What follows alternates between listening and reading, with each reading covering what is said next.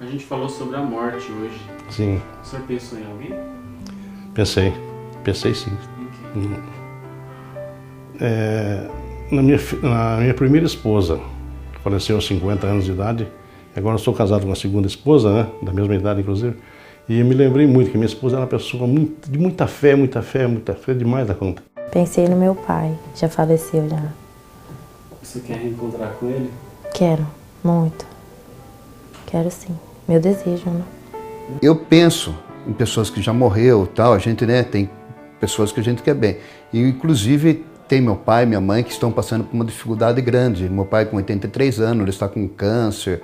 Sabe? A gente pensa que de repente eu saio viajar, estou numa coisa assim, e talvez não tenha tempo de ver eles. Pensei no meu pai que faleceu tão cedo, né, com 59 anos de idade. Por não cuidar da alimentação, não cuidar da saúde física dele.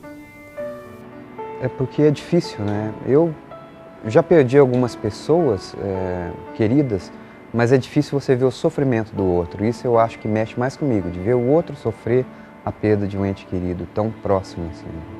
Por mais que a gente estude, por mais que a gente tente compreender, por mais que a gente possa até encontrar consolo, não é fácil enfrentar, né? E quando a gente sente a morte assim tão próxima da gente, a gente tem que estar mesmo ligada a uma força superior, no caso uma força divina, porque o que machuca a gente é a saudade. Uma morte é uma coisa que nós temos que estar preparados para que quando ela venha bater na nossa porta, nós não desesperançar e ter esperança de um dia que vamos encontrar com o nosso ente querido nos ares. Eu desde pequeno acreditava que quando morria estaria junto com os familiares, igual minha mãe dizia. Não, fique tranquilo que o vô está em festas no céu. Então, para mim, me consolava isso, me aquietava. Pô, daqui a pouco eu vou encontrar eles no céu. Eu pensei num membro da igreja que aos 33 anos morreu, deixou uma filhinha com 3 meses.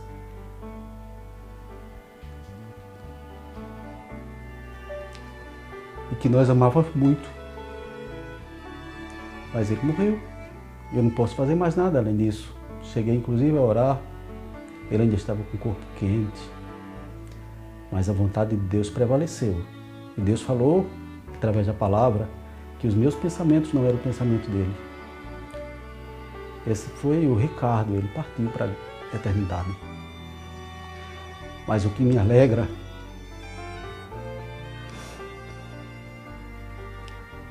é saber que um dia eu vou encontrar com ele e com todos os outros salvos, inclusive com Paulo, com Pedro e com todos os outros de todas as épocas.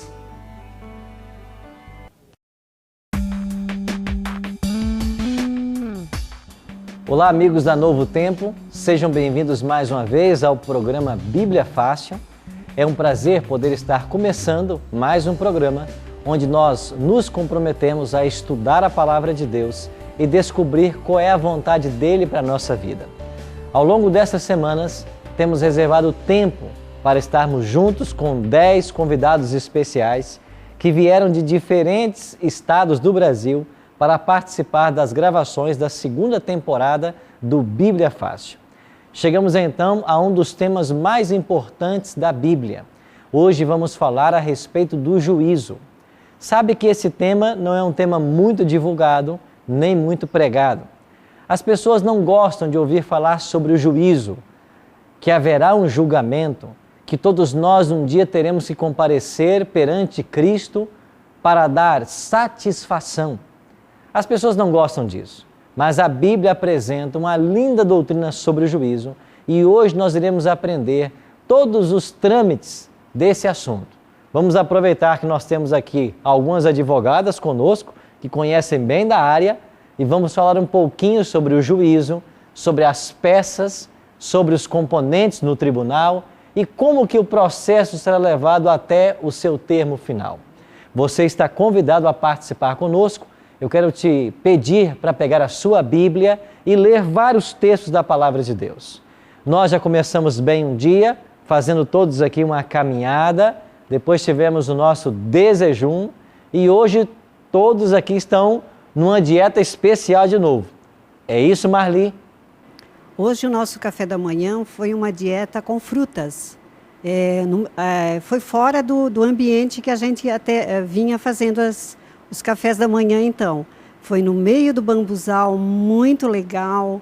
As mesas estavam lindas, preparadas. Decoradas com frutas, Decoradas, né? com frutas. Foi muito lindo. Eu tomei uma taça de morango muito gostosa. Que bom. Começamos bem o dia então, né? Alguns deveriam comer só 3 frutas, né? Aí alguns escolheram ali melancia, né? Um cacho de banana. É verdade, Gilda? Caminha por aí, né? Comeram fruta à vontade, né? Alguns estão driblando aqui o sistema. Pois é, graças a Deus não foi meu caso, né? Eu só comi as 3 frutas mesmo. Né? Obedeci a risca. Tá certo. Então estamos prontos para começar mais uma semana de estudo da Palavra de Deus. O tema de hoje será a respeito do juízo. Eu quero convidar você então a tomar a sua Bíblia. Agora, antes de começarmos a aprender desse tema, nós vamos buscar a direção de Deus para a leitura da sua palavra, ok? Você que está em casa nos acompanhando também, tome a sua Bíblia, ore junto conosco, pedindo a iluminação do Espírito Santo para o estudo desta hora. Vamos orar? Bondoso Deus e Pai, Tua palavra se encontra aberta diante de nós mais uma vez. É o nosso desejo ouvirmos a Tua voz através da mesma. Abençoa-nos agora nesse estudo, que a nossa mente e o nosso coração se abram para a compreensão da Tua vontade e que nós recebamos dos céus o poder para viver de acordo com esta vontade. Em nome de Cristo nós choramos. Amém. O tema do juízo não é um tema frequente nem comum, tratado em muitas igrejas, até porque é um tema impopular. Mas a palavra de Deus apresenta esse tema sob um prisma bem positivo. E nós vamos entender quais são os elementos desse juízo. Alguns perguntam, haverá de fato um juízo? Está reservado um dia em que Deus vai julgar todas as pessoas? E o primeiro texto que nós vamos ler encontra-se em 2 Coríntios, capítulo 5 e o versículo 10. 2 Coríntios, capítulo 5 e o verso 10. Está no Novo Testamento, na página 149. Então, bem no finalzinho da Bíblia, página 149. Você que nos acompanha em casa, iremos ler 2 Coríntios, capítulo 5, versículo 10. É um verso que fala a respeito do juízo de Deus. O apóstolo Paulo escreveu assim, 2 Coríntios 5, verso 10. Porque importa que todos nós compareçamos perante o tribunal de Cristo, para que cada um receba segundo o bem ou o mal que tiver feito por meio de quê? Do corpo. Veja que a Bíblia é muito clara. Todos nós, um dia, vamos comparecer diante do tribunal de Cristo para dar contas de todas as obras que nós fizemos, de tudo que nós fizemos e receberemos o bem ou o mal que tivermos feito com a nossa vida, com o nosso corpo. Então, a realidade do juízo é uma realidade bíblica. Lilian, você tem uma pergunta? Sim, pastor. Aqui, como tem bem clara, né? Literalmente a palavra corpo. Eu queria até fazer uma pergunta. Uhum. Em algumas igrejas é aceitável, outras não é aceitável. E o que a Bíblia fala sobre o sexo antes do casamento? O sexo antes do casamento? Ok.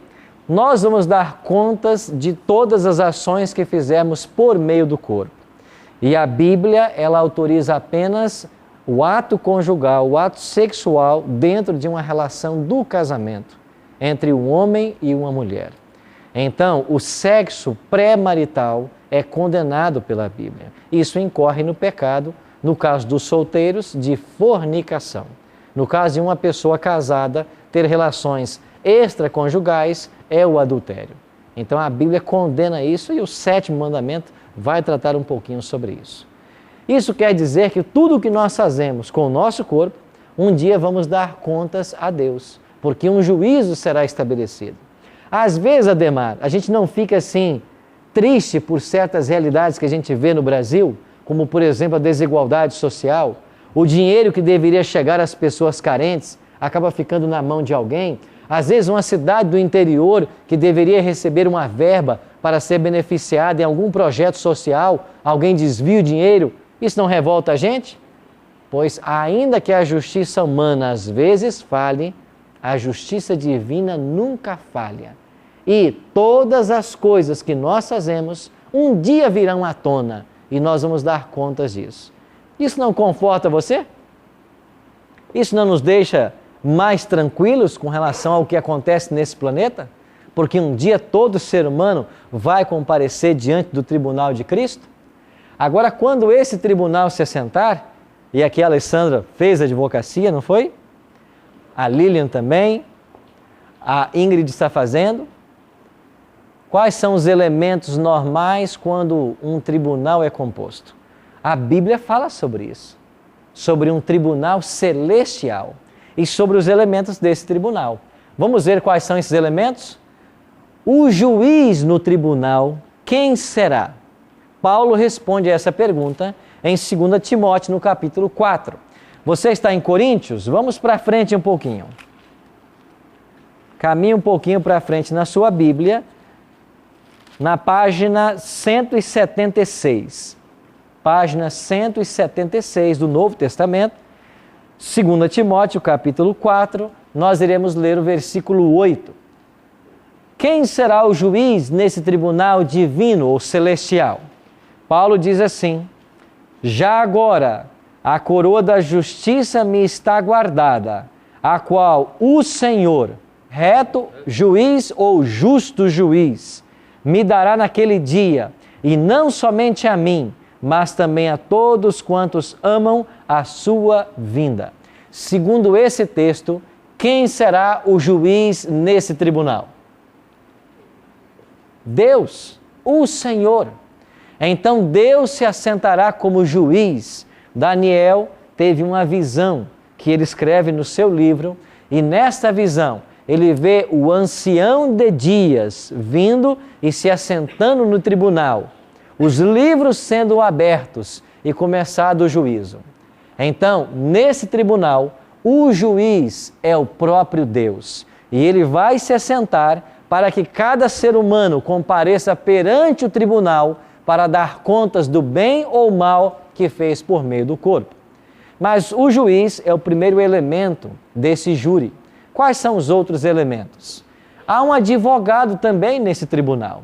Vamos para o final da Bíblia, caminhe um pouco mais para frente, 1 João, no capítulo 2, e olha para o versículo 1, bem aí na frente, na página 196. Você que nos acompanha em casa, a paginação das Bíblias talvez não confira, mas iremos ler 1 João, capítulo 2, verso 1, para descobrir quem é o advogado nesse tribunal. E assim diz João: filhinhos meus, estas coisas vos escrevo para que não pequeis. Se todavia alguém pecar, nós temos o quê? Um advogado junto a quem? Ao Pai. E quem é esse advogado? Jesus Cristo, o justo. Então veja que o texto já está dizendo que esse advogado, ele está junto ao Pai. Então, Cristo é o advogado. Estamos montando aqui os elementos de um tribunal. Deus é o juiz, Cristo é o advogado. Próximo elemento. Quem é o acusador? Nós chamamos também de quê? O acusador. É a promotoria? A promotoria não é a que acusa? Então, quem é a promotoria nesse caso? Quem é o acusador? Um pouquinho mais para frente, em Apocalipse, capítulo 12, versículo 10. Apocalipse 12, 10. Um pouquinho mais para frente na sua Bíblia, assim diz o texto: então ouvi grande voz do céu proclamando: agora veio a salvação, o poder, o reino do nosso Deus e a autoridade do seu Cristo, pois foi expulso quem? O acusador de nossos irmãos, o mesmo que os acusa de dia e de noite diante de Deus. Quem é que foi expulso? Olhe para o verso 7. Houve peleja no céu, Miguel e seus anjos pelejaram contra o dragão. Verso 9, foi expulso o grande dragão, a antiga serpente, que se chama Diabo e Satanás. E o verso 10 diz que ele é o acusador dos irmãos. Então, no tribunal que vai se montar, quem é que vai fazer a acusação para todos os seres humanos? É Satanás. Ele é o acusador. Ele que nos acusa de dia e de noite diante do tribunal divino, querendo nos levar à condenação, à morte eterna. Mas ainda faltam alguns elementos nesse tribunal. Próximo elemento. Qual será a norma do juízo? Tiago, capítulo 2, verso 12. Volte algumas páginas. Volte algumas páginas da sua Bíblia. Tiago, capítulo 2, versículo 12, na página 188. Tiago 2, 12. Quando nós falamos em norma do juízo, a que nós nos referimos? Por exemplo, quando alguém comete um crime aqui no Brasil, me ajudem agora as advogadas aí. Quando uma pessoa vai para ser julgada, qual é a norma desse juízo? Quem pode me ajudar? Alessandra. Código de Processo Penal, O Constituição Código Federal. de Processo Penal. O que tem nesse Código de Processo Penal? O que diz lá? Lá tem que estar descrito o crime, primeiramente, senão não existe. E todo junto com o processamento. crime, o que mais vem lá? A pena. A pena, não é isso? Sim. Então, o Código Penal brasileiro é a norma do juízo em toda a jurisdição federal. Estou certo? Quando qualquer cidadão brasileiro comete algum delito, algum crime, e ele vai diante de um juiz, qual será a norma que é usada para o caso dele? É o Código Penal brasileiro. Mas agora nós estamos falando de um tribunal do universo. Não pode estar restrito à legislação de um país. Então, qual é a norma de juízo que Deus irá usar? Tiago 2,12 responde. Tiago 2,12 diz assim: falai de tal maneira e de tal maneira procedei, como aqueles que hão de ser julgados pela lei da liberdade. Então, qual será a norma do juízo? A lei da liberdade. Mas, pastor, que lei da liberdade é esta? Volta ao versículo 10, melhor, o versículo 11. Porquanto aquele que disse, não adulterarás, também ordenou, não matarás. Ora, o Tiago 2,11 está citando 2 mandamentos da lei de Deus, que possui 10 mandamentos. E está registrada em Êxodo capítulo 20, versos 3 a 17, e Deuteronômio capítulo 5. Lá está a lei de Deus. E aqui Tiago citou 2 desses mandamentos. Isso quer dizer que a lei da liberdade é a própria lei de Deus. Agora, como que a lei de Deus, que possui lá vários nãos, não matarás, não adulterarás, não furtarás, não terás outros deuses diante de mim, como que esta lei, com tantas partículas negativas, pode ser uma lei da liberdade? É porque detrás, ou por detrás, de cada não da lei de Deus, há uma cerca de proteção que nos liberta do sofrimento, da tragédia, da dor. Nós temos que aprender a olhar a lei por um prisma positivo. É por isso que Tiago chama essa lei de lei da liberdade. Porque quando a lei diz assim, não adulterarás, sabe o que a lei está dizendo? De que os 6 bilhões de habitantes do planeta Terra não podem se envolver com a sua esposa. Eu te pergunto, isso é ruim ou é bom? Quando a lei diz não matarás, ela está protegendo você de todos os demais habitantes da Terra de intentarem contra a sua vida. Isso é bom ou é ruim? Claro que é bom. Todos os mandamentos de Deus são bons. Quando a lei diz assim, não cobiçarás a casa do teu próximo, a mulher do teu próximo, nada que pertença ao teu próximo, não é contra você. A lei está me protegendo de 6 bilhões de habitantes do planeta que não cobiçem aquilo que é meu. Como que isso pode ser ruim? Isso é bom.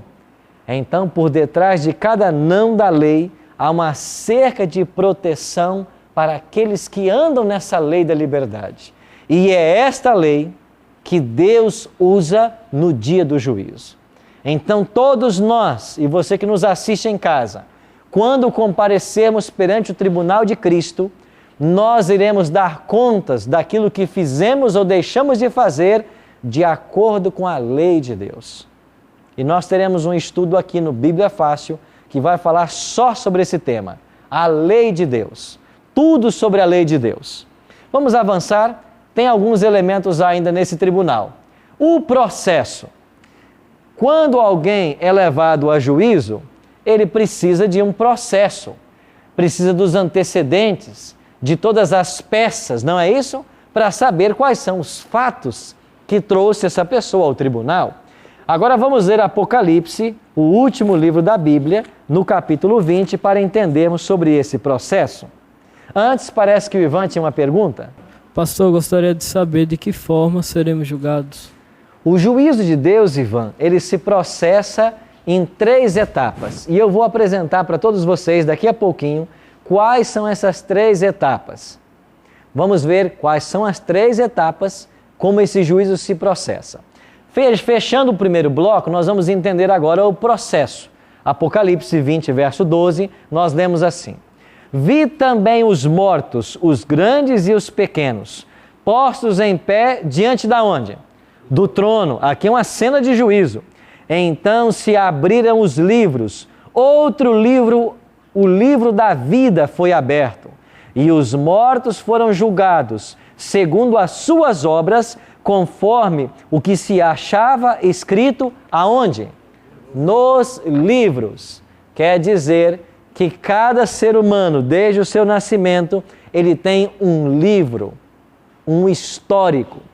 E existem anjos que têm a função de anotar tudo que o ser humano faz, porque esses livros serão abertos no dia do juízo. Além desses livros, será aberto um outro livro da vida. Mas que livro da vida é esse? Quando vai ser isso? São perguntas que nós iremos responder no próximo bloco. Fique com a gente, não saia daí. Já já voltaremos para esta e outras questões do tema do juízo. No próximo bloco... bloco... Os anjos de Deus não vão te empurrar céu adentro. Não existe isso. Coerção é a lei do reino de Satanás. No reino de Cristo, as coisas são motivadas por amor. Você só faz se você quiser. Então você tem toda a informação. A lei de Deus será aberta perante você. E você agora pode viver de acordo com essa norma ou rejeitar essa norma.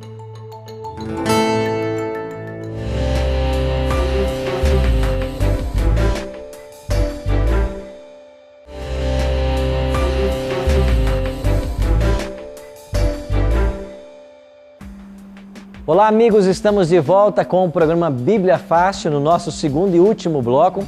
Agora para estudarmos ou darmos continuidade ao tema do juízo.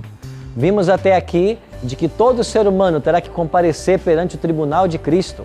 E esse tribunal, quando se assentar, haverá ali todos os elementos que compõem um juízo terreno, como temos hoje em nossos dias. Você pode ter mais informações sobre esse tema solicitando o Guia de Estudo Bíblia Fácil. Essa revista foi preparada por 2 pastores amigos nossos, o pastor Jairo e o pastor Milton Andrade, que também cantam nos Arautos do Rei. E eles prepararam com carinho essa revista, eles são autores desse estudo bíblico e você pode solicitar através de telefone ou do nosso blog. E nós vamos enviar para a sua casa inteiramente grátis. Vimos até aqui alguns elementos que compõem o tribunal divino. Quem é o juiz? Deus. Quem é o advogado? Jesus. Quem é o acusador ou a promotoria? Satanás. Qual será a norma do juízo? Mas qual será o critério? A lei da liberdade, que é a lei dos 10 mandamentos. Essa será a norma do juízo. E falamos também do processo. O processo tem a ver com os livros de registro. Todo ser humano, desde o seu nascimento, tem um livro de registro, onde todos os atos são ali colocados e no dia do juízo, esses livros serão abertos. Marcelo tinha uma pergunta, não é isso? Pastor, algumas semanas atrás você disse que não éramos julgados pelas obras. Não, Agora... eu disse que seremos julgados pelas obras. Eu disse que nós não somos salvos pelas obras. Ah, entendi. Lembrou-se? Sim. Nós somos salvos pela graça, mas o juiz é pelas obras. O juiz é pelas obras. Sim, agora entendi. Ok. Então nós somos salvos pela graça, mas o juiz é pelas obras. Por que o juiz é pelas obras? Porque as obras, Marcelo, elas simplesmente evidenciam se eu fui salvo ou não. Se eu aceitei a Cristo ou não. Aquele que aceita a Cristo, ele anda na luz, ele pratica o bem. E olha, ele pratica o bem sem perceber. Se você ler em Mateus capítulo 25, falando sobre o grande julgamento, quando Cristo voltar a essa terra, lá a partir do verso 31, Jesus vai dizer assim: vinde de benditos meu Pai, e entrar na porta do reino que vos preparei desde a fundação do mundo, porque eu tive fome, me deste de comer, tive sede, me deste de beber, estava nu e me vestiste, preso, foste ver-me. E aí os salvos dirão assim: Senhor, quando fizemos isso? Aí Jesus responderá: quando vocês fizeram a um desses meus pequeninos, ou seja, ao próximo. Você entende que as boas obras na vida do salvo, elas são inconscientes? Eles nem sabiam que faziam isso. Por que eles nem sabiam? Porque para eles não é isso que importa. O que importa é a relação deles com Cristo. E o fruto natural desta relação será as boas obras, que são até inconscientes. Por isso Jesus falou assim: eu sou a videira verdadeira, em João 15, né? E vocês são os ramos. Aquele que estiver ligado em mim, esse dará o quê? Muito fruto. É impossível estar ligado à videira e não produzir frutos. Mas nós vamos ser julgados pelos frutos. Por quê? Porque os frutos, eles evidenciam a quem nós estamos ligados. Simplesmente isso. Vamos ver mais um detalhe aqui. Além do processo que nós já lemos, existe um outro elemento. O juízo, ele se processa em 3 etapas. E eu quero chamar a sua atenção, você que nos assiste em casa. Se você tiver uma caneta e um papel, tome nota, porque você não vai ouvir em muitos locais o que você vai aprender hoje com a gente aqui no Bíblia Fácil. Nós vamos descobrir de que o juízo de Deus se processa em 3 fases. Qual é a primeira fase? Vamos então descobrir? A primeira fase, e essa é respondendo a pergunta do Ivan, essa primeira fase se destina apenas às pessoas que serão salvas ou aquelas que um dia aceitaram a Cristo como Salvador. Quando acontece essa primeira fase? Nós iremos ler 2 versos. Primeiro, Apocalipse 14. Você já está aí com a Bíblia aberta em Apocalipse, vá para o capítulo 14, versículo 7. Apocalipse 14, 7 tem uma mensagem para o tempo atual. Um anjo voando pelo meio do céu, ele dá a seguinte notícia: temei a Deus e dai-lhe glória, pois é chegada a hora do seu juízo, e adorai aquele que fez o céu, a terra, o mar e as fontes das águas. O primeiro anjo de Apocalipse anuncia: chegada é a hora do seu juízo. Este juízo que o anjo anuncia que é chegado a hora, trata do juízo pré-advento. Nós chamamos juízo pré-advento porque esse juízo, ou esta primeira fase do juízo, ela acontece antes da volta de Cristo. Se ela acontece antes da volta de Cristo, quer dizer que ela está acontecendo. Ela está em andamento. E esta primeira fase tem que ser concluída até antes da volta de Cristo. Porque é nessa fase que são decididos quem se salva ou não. Só existe oportunidade de salvação enquanto houver vida e antes da volta de Cristo. Quem morre já selou a sua fé. Quando uma pessoa morre, ela já morre salva ou perdida. E ela não pode mudar de status. Quem está salvo, quem está perdido, está perdido. E quando Cristo voltar, ele vem para dar a recompensa. Se ele vem dar a recompensa, quer dizer que todo mundo já tem que estar com o seu caso decidido. Então, esta fase que decide quem será salvo ou não, nós chamamos de juízo pré-advento. Por quê? Porque ela acontece antes do advento de Cristo. Com quem começa esse juízo? Pedro responde. Volte algumas páginas da sua Bíblia. Só voltar algumas páginas aí para Pedro. Primeira carta de Pedro, capítulo 4, verso 17. Na página 193. 1 Pedro 4, 17. Assim diz o apóstolo: porque a ocasião de começar o juízo pela casa de Deus é chegada. Ora, se primeiro vem por nós, qual será o fim daqueles que não obedecem a quê? Ao Evangelho de Deus.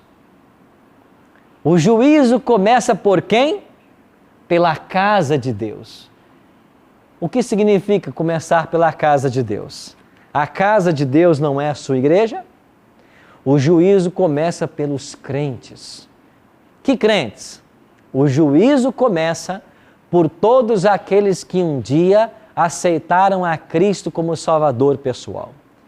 Qualquer ser humano que na sua existência aceitou a Cristo como Salvador pessoal, este entra na primeira fase do juízo. Porque nós iremos aprender daqui a pouco que a segunda fase do juízo é chamada de confirmação e ela se destina apenas aos perdidos. Por que então que os perdidos não são tratados na primeira fase?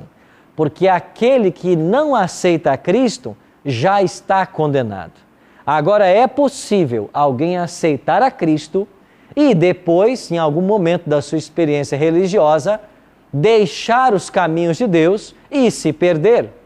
Não quer dizer que uma vez que eu aceitei a Cristo, eu já estou salvo. Não, eu preciso aceitar a Cristo e permanecer em Cristo. Gildo, você tem uma pergunta?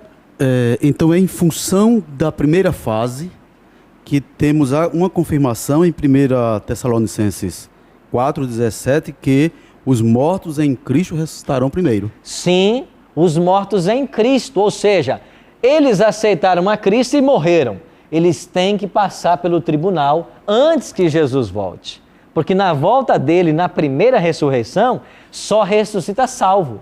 Então nós temos que saber quem é que está salvo e quem é que não está. Então a primeira fase do juízo é juízo pré-advento e só trata dos casos de quem um dia aceitou a Cristo. Pode ser que muitos continuaram em Cristo e serão salvos, mesmo se estejam vivos ou mortos, mas se alguém aceitou a Cristo e deixou os seus caminhos, é rejeitado, é colocado no seu nome condenado.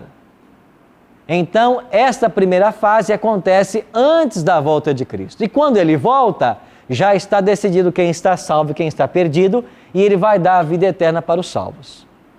Aí nós chegamos à segunda fase. Quando ocorre a segunda fase? 1 Coríntios, volta um pouquinho a sua Bíblia, volta algumas páginas para 1 Coríntios, no capítulo 6, olha os versículos 2 e 3. Está na página 138. Página 138. 1 Coríntios capítulo 6, versos 2 e 3. O apóstolo Paulo diz assim: ou não sabeis que os santos hão de julgar o mundo? Ora, se o mundo deverá ser julgado por vós, sois acaso indignos de julgar as coisas mínimas? Não sabeis que havemos de julgar os próprios anjos, quanto mais as coisas desta vida? O apóstolo Paulo falou aqui que os santos, e quem são santos na linguagem paulina? São os salvos em Cristo, os membros da igreja. Então, os santos vão julgar o mundo e vão julgar os anjos. Quem é o mundo que nós iremos julgar? Esta é a segunda fase do juízo. É a fase de confirmação. Ou seja, nós iremos julgar os ímpios, aqui na expressão mundo, apenas para determinar ou descobrir ou esclarecer o motivo da perdição deles. E vamos julgar os anjos. Quem são esses anjos? Os anjos caídos, a terça parte que foi expulsa do céu. Nós também iremos julgá-los. Mas quando é que os santos irão julgar aos ímpios e aos anjos caídos? Apocalipse 24 responde. Vamos para Apocalipse de novo, lá no último livro da Bíblia, no capítulo 20, o versículo 4. Assim João escreveu, página 212, Apocalipse 20, verso 4. Vi também tronos, e nestes sentaram-se aqueles aos quais foi dado autoridade de julgar. Quem é que foi dada a autoridade de julgar? Aos santos, que Paulo falou que haverão de julgar o mundo e os anjos. A eles foi dada a autoridade de julgar. Vi ainda almas dos decapitados por causa do testemunho de Jesus, bem como por causa da palavra de Deus, tantos quantos não adoraram a besta, nem tampouco a sua imagem, e não receberam uma marca na fronte ou na mão, e viveram e reinaram com Cristo durante quanto tempo? 1000 anos. Então, escute bem. A primeira fase do juízo acontece antes da volta de Cristo e se decide quem está salvo e quem está perdido. Jesus volta e dá a vida eterna aos salvos. Os ímpios morrem na volta dele, como nós vimos já em Apocalipse 6, 13 e 14 e 2 Tessalonicenses 2, 8. Agora, quando os salvos vão para o céu, eles vão reinar com Cristo por um período de 1000 anos. E esse período de 1000 anos é a segunda fase do juízo, que é fase de confirmação. Então vamos imaginar o seguinte: vocês todos se salvam e Cristo leva vocês para os céus. Mas quando chegam no céu, na vida eterna, 1000 anos pela frente, aonde está o pastor Arilton? Ele não veio com a gente? Não veio. Mas por que não veio? Então agora nós vamos abrir os livros de registro.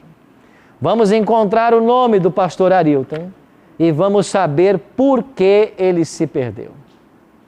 Você entende o que é juízo de confirmação? Não é para dar uma segunda oportunidade ao pastor Arilton. É simplesmente para saber por que ele não está no céu. Agora, quando nós analisarmos os detalhes da vida dos ímpios, todos os detalhes, nós descobrimos nesses registros todas as oportunidades que Deus deu e ainda assim essa pessoa não quis a salvação, nós vamos declarar de que Deus foi justo em salvar a estes e condenar aqueles. Pastor, eu sou salvo e minha esposa não é. Eu sou salvo e minha mãe não é. O céu não será um lugar de tristeza? Sabendo que minha mãe não está lá porque foi condenada? Quando nós olharmos os livros de registro, nós vamos reconhecer que Deus foi justo. E a justiça divina é que declarou de que se esta pessoa não quer ir para o céu, nós não vamos levá-la para o céu. N chances foram dadas, ainda assim a pessoa não quis. É o que eu já disse outro dia. Ninguém vai para o céu empurrado. Você tem que querer muito o céu. Os anjos de Deus não vão te empurrar céu adentro. Não existe isso. Coerção é a lei do reino de Satanás. No reino de Cristo, as coisas são motivadas por amor. Você só faz se você quiser. Então você tem toda a informação. A lei de Deus será aberta perante você. E você agora pode viver de acordo com essa norma ou rejeitar essa norma. E então chegamos agora à terceira e última fase do juízo, aqui mesmo em Apocalipse, no capítulo 20. Olha Apocalipse capítulo 20, versículo 5. Os restantes dos mortos não reviveram, até que se completassem quanto tempo? Escuta, quem são esses restantes dos mortos? São os ímpios, que estavam mortos na volta de Cristo e continuaram, são os ímpios que estavam vivos na volta de Cristo e morreram. Jesus volta, todos os ímpios estarão mortos. Eles ficam mortos por 1000 anos e depois de 1000 anos da volta de Cristo, ocorre a segunda ressurreição, da qual Jesus falou em João 5:29, a ressurreição da condenação. Quem é que ressuscita agora? Todos os ímpios de todas as eras. Quando estes ímpios ressuscitam, eles ressuscitam apenas para a terceira fase do juízo de Deus, que é chamado de juízo executivo. E por que recebe esse nome? Porque agora o ímpio vai receber a recompensa dele. O juízo será executado. E qual será a recompensa do ímpio, dos anjos caídos e de Satanás? Apocalipse 20, 7 a 10 responde. Quando, porém, se completarem os 1000 anos, Satanás será solto de sua prisão. Por que Satanás estava preso durante 1000 anos? Porque a função de Satanás é enganar. Ele é o pai da mentira, segundo João. Durante 1000 anos, os salvos já estavam no céu. Os ímpios estavam mortos. Quem Satanás tinha para enganar? Ninguém. Por isso Satanás estava preso. Por que estava preso? Porque ele não tinha quem enganar. Então agora ele está solto de novo. Por que ele está solto? Porque os ímpios ressuscitaram e ele tem novamente a quem enganar. E então diz a Bíblia agora no versículo 8. Ele, Satanás, sairá a seduzir as nações que há nos 4 cantos da terra, Gog e Magog, a fim de reuni-las para a peleja. E o número dessas é como o quê? A areia do mar. Aqui é os perdidos. O número deles é como a areia do mar. Marcharam então pela superfície da terra e sitiaram o acampamento dos santos e a cidade querida. Desceu, porém, fogo do céu e os consumiu.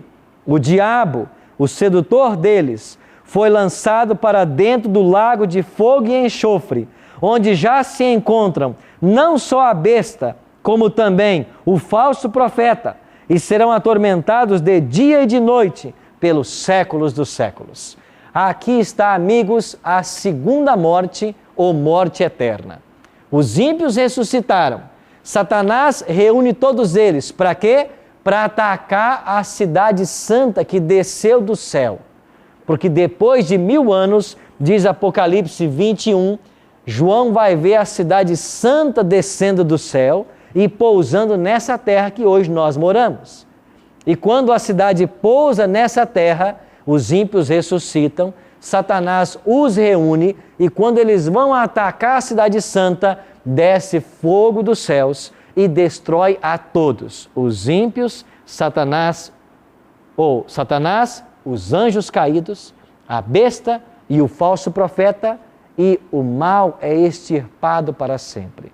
Esta é a última fase do juízo, chamada de juízo executivo. E o mesmo fogo que destrói o pecado e o mal vai purificar esse planeta, e esse planeta purificado será a nova terra. E nesta nova terra nós iremos habitar pelos séculos dos séculos. Eu pergunto para vocês, a Bíblia não é extraordinária? Não revelou para todos nós o que vai acontecer nos próximos 1000 anos? Agora uma coisa, de que lado você vai estar nesse tribunal? Todo ser humano um dia terá que comparecer perante o tribunal de Cristo e nós seremos julgados pela lei de Deus. Nós não precisamos temer, a menos que a nossa vida não esteja nas mãos de Cristo. Mas se Jesus é o nosso advogado, quando nós comparecermos perante o tribunal de Cristo e Satanás disser assim, o Gildo não pode se salvar por causa destes e destes pecados. A Lília não pode se salvar por causa destes e destes pecados. Ivan não pode se salvar por causa desses e desses pecados. Sabe o que o nosso advogado fará? É verdade que eles cometeram esses pecados. mas o preço que eles precisavam pagar, nas palmas das minhas mãos, eles estão gravados. Eu já paguei o preço. Eles não merecem a condenação, porque a morte que eles mereciam, pelos pecados que de fato eles cometeram, eu assumi essa morte. Eu estou aqui porque eu sou advogado deles. Eles não podem ser destruídos e nem morrer, porque eu morri na cruz a morte deles. Agora uma verdade para nós terminarmos. Esse advogado que hoje está à sua disposição, em breve ele se tornará juiz. Porque Deus o Pai e o Filho julgarão juntos. Tanto é que Jesus disse assim: o Pai a ninguém julga, mas ao Filho confiou o juízo. Por quê? Porque um dia esse advogado deixará de ser advogado e ele se tornará juiz. E quando Cristo se tornar juiz, você ficará sem advogado. Então você precisa hoje tomar a decisão para que ele seja o teu advogado. Porque se Cristo for o teu advogado, ele ao mesmo tempo agora é advogado e é juiz. Como que você pode perder a causa se o seu advogado é o próprio juiz? Impossível. Mas quem é que vai perder? Quem ficar sem esse advogado. Por isso a palavra de Deus diz assim em Hebreus capítulo 4. Hoje, se ouvirdes a sua voz, não endureçais o vosso coração. Você não pode deixar a decisão de aceitar a Cristo como teu advogado para daqui a pouco ou para amanhã. Essa decisão tem que ser tomada agora. Eu preciso tomar essa decisão agora, porque o dia de amanhã não me pertence. E a menos que tomemos essa decisão, o nosso caso será irremediavelmente de condenação, a menos que o homem do Calvário seja o nosso advogado. Querido amigo ouvinte, você que me assiste, abra o seu coração a Deus e permita que Cristo seja o seu advogado. Você que está conosco aqui, não é maravilhoso ter à nossa disposição um advogado como Cristo? Você não tem escusas perante o tribunal, porque de fato você é um pecador. Mas quando o diabo acusar você de ser pecador e lançar em tua face os seus erros, Cristo vai se colocar entre o tribunal e você e vai dizer: tudo que ele precisava pagar, eu já paguei. Vamos tomar essa decisão agora? Feche os seus olhos. Ore comigo. Bondoso Deus e Pai, louvado e exaltado seja o teu nome, porque quando o tribunal divino se assentar, Jesus aí estará por todos nós. Pai Santo, que nós possamos nesta hora abrir o nosso coração, a nossa mente e aceitar-te como nosso Salvador pessoal. Não deixe que essa oportunidade passe e nós fiquemos indecisos e percamos esse advogado que o céu nos providenciou. Confiamos o nosso caso em tuas mãos, para que quando tu voltares a essa terra, recebamos a vida eterna, não pelas coisas boas que nós praticamos, mas pelos méritos de Cristo, que viveu uma vida sem pecado e morreu a nossa morte na cruz do Calvário. E é em nome dele que nós te oramos. Amém. Obrigado, amigo, pela sua participação no programa dessa semana. Semana que vem estaremos juntos mais uma vez para continuarmos aprendendo mais da Palavra de Deus e você é nosso convidado. Até lá, se Deus quiser.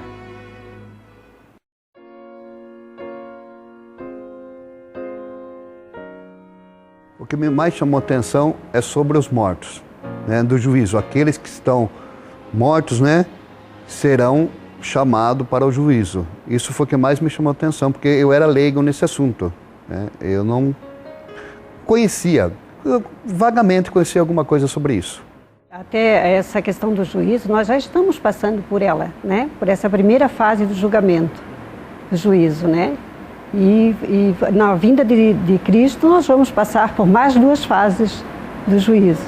Sou sabedor de que estamos passando por esse juízo agora e que haverá no futuro mais dois momentos. Então, para mim não foi novo, mas importante, muito importante. Desde criança ouço falar o juízo e Deus vai voltar, vai julgar, até porque nós seremos julgados de acordo com o que nós sabemos.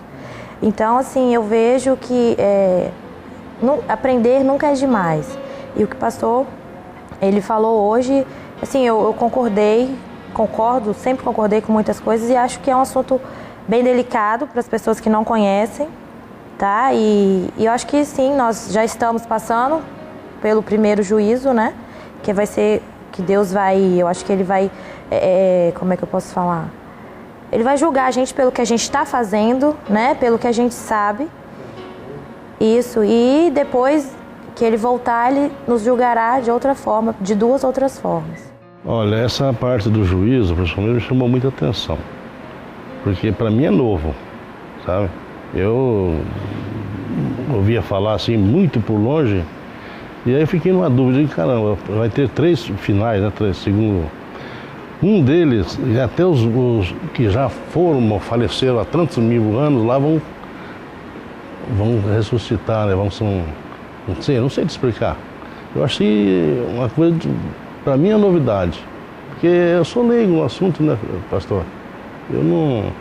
Eu estou tentando agora me sair, aprender, estou com a Bíblia na mão pela primeira vez, não tenho vergonha de falar, sabe? Não tenho vergonha de falar, é a primeira vez que eu folhei uma Bíblia na minha vida, sabe? Mas eu estou achando o aproveitamento em si, está sendo uma maravilha. A coisa, tanto é que no meu vídeo mesmo eu falei sobre a Bíblia. Eu achava que ela não tinha essa significância toda que tem. Para mim não tinha, porque eu não tinha pego uma na mão. Agora que eu peguei, né, pela primeira vez quando eu cheguei aqui, já estou conseguindo ler alguma coisa, estou achando muito interessante, muito, muito, muito. E por outro lado, que até desviando da pergunta que você me fez, mas é o que eu estou sentindo, por exemplo, Deus, né? O que eu estou aprendendo aqui é uma coisa que até eu não imaginava que eu ia conseguir aceitar o que eu estou aceitando. Você entendeu? Eu, para você ter uma ideia, anteontem, eu fui às lágrimas com a palavra de Deus. E eu não tinha feito isso na minha vida. Então eu estou sentindo assim por dentro já um alívio, sabe? Uma coisa, já tenho dormido melhor, sabe? Eu, por exemplo, eu deitei e orei, é uma coisa que eu não fazia isso, caramba. Sabe? Então o que eu tenho para dizer para você é o seguinte, está sendo, para mim, de coração, está sendo maravilhoso, está sendo além da expectativa, além da expectativa. Eu não imaginava que eu ia pegar uma Bíblia e ficar me deliciando com ela ali, não imaginava. Tanto é que no meu quarto eu vou e pego e fico, você entendeu?